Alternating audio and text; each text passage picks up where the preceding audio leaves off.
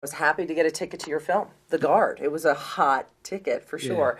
And I loved it. I laughed. I mean, I was so surprised because when the writer-director, help me with his name again? John Michael McDonough. John Michael McDonough. He was very funny because he talked about how he had first come to Sundance as a fan in 1995, and then in 2000 as a freeloader. Hanger-on, right? Yeah.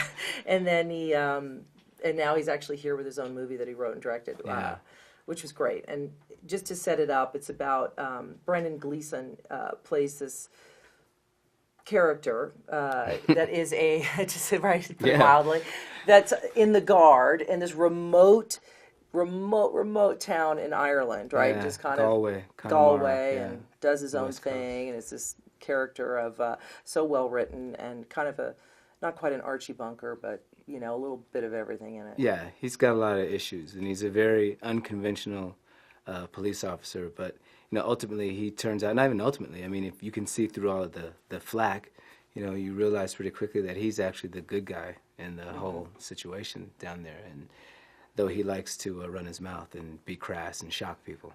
It's really funny. Yeah. And so how did this come to you? I mean, how did it, obviously you have to get the script, how did that all happen? Well, it's one of those situations where I think I've read 3 or 4 scripts where I just went, however I can make this happen. If I'm in it or not in it, irrelevant. I just think it's an important story and it's a good script and I want to do it. And Crash was one of them and Hotel Rwanda was the other one and this was another one that I just said, I want to be involved. And then once I knew Brendan Gleeson was going to be, on the other side, I said, well, I definitely want to do it. I've been a big fan of his forever. So it was just, we were very fortunate to get the money and get it going and be able to do it. Yeah. And in this, you play FBI agent, okay?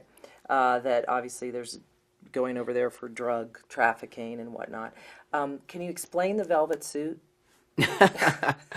Well, they wanted him to be a flamboyant. He's got this very straight, narrow side of him, but because it comes out of the mind of John Michael McDonough, he said, I think he should dress very flamboyant. So he's got a velvet suit and a polka dot tie and roses on his shirt, and it's always throwing you a curve who these people are, and I think it's a real testament to John's ability to write really rich characters. Have you been here before? Have any of your other films? Yeah, this is the 3rd year. Brooklyn's Finest was just here last year. Right, okay. And then a few years before that, I was here with a small film called Manic, and we weren't in competition, just showing here. So just premiering here. Yeah. Well, you strike a nice balance. It's cool that you can do that. And totally the Iron Man, I forgot about that. Yeah, there's it's another amazing. one coming down the pike, maybe. Yeah, right? a year from now.